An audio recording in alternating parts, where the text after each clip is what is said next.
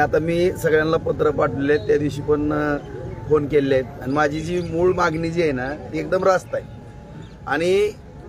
या मूळ मागणीप्रमाणेच जे विशेष अधिवेशन बोलवायचा जो मुद्दा आहे माझा तोच योग्य आहे आणि त्याचप्रमाणे शासनानं विरोधी पक्षांनी सगळ्या आमदारांनी भूमिका घ्यावी। आज 4था दिवस आहे आणि गेली 8-10 दिवस झाला हा विषय मीडियाच्या माध्यमातून वगैरे सुरू होत असताना आता 4 दिवस झाले मी या ठिकाणी शिवसृष्टीच्या या ठिकाणी ही मागणी घेऊन बसलेलो की विशेष अधिवेशन बोलवा आणि दुधाचं दूध आणि पाण्याचं पाणी करा। आता आपण सगळेजण पाहतोय संपूर्ण माझा महाराष्ट्रातील तमाम मराठा बांधव या ठिकाणी पाहतोय सगळी जनता पाहते आहे का एक जण तर पुढे येते का आता एक आलं का कोण पुढं या ठिकाणी कुठलाही राज्यकर्ता पुढे आला का कुठला पक्ष पुढे आला का कुठला या ठिकाणी आमदार पुढे आला का सरकार पुढे यायला लागले का विरोधी पक्ष पुढे यायला लागले तुम्हीच या ठिकाणी सांगा। आज जी भूमिका मांडलेली आहे मी आणि गेली 40 वर्ष झालं होऊन गेली ह्या विषयाला मग हा विषय कुठेतरी थांबवायचा का नाही आणि जर हा विषय असाच सारखं सातत्यानं आता आली विधानसभा 20-25 दिवस राहिलेले आहेत आता कधी आचारसंहिता लागन सांगता येत नाही आणि एकदा निवडणुका झाल्या परत संपलं परत निवडणुका आले की परत आणखीन 1 वर्षभर राहिलं परत आणखीन काय तर सुरू होईल त्यापेक्षा हितच विषय हा संपवा अशी माझी मागणी। जेव्हा आता काल चंद्रकांत दादा येऊन गेले तेव्हा सरकारमधील लोकांना तुम्ही विनंती केली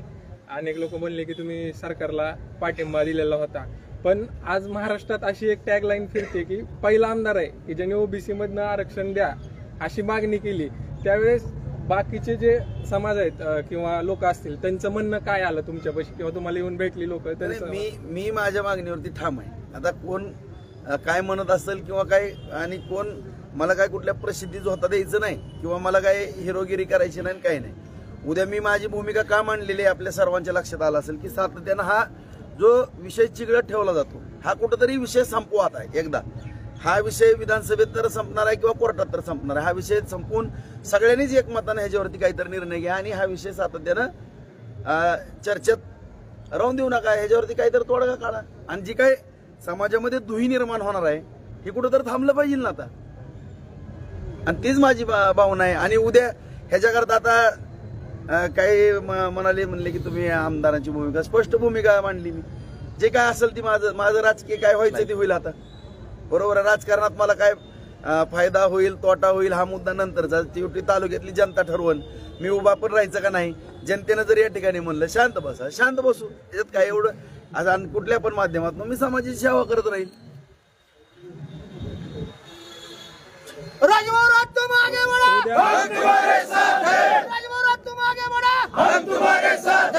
उद्या माझं सकाळी 10 वाजता हे आंदोलन सुरूच राहणार आहे आणि हे आंदोलन काही थांबत नाही तुम्ही काळजी करू नका। मी असंच आंदोलन मी संपूर्ण माझ्या मराठा समाजामध्ये जागृती करणार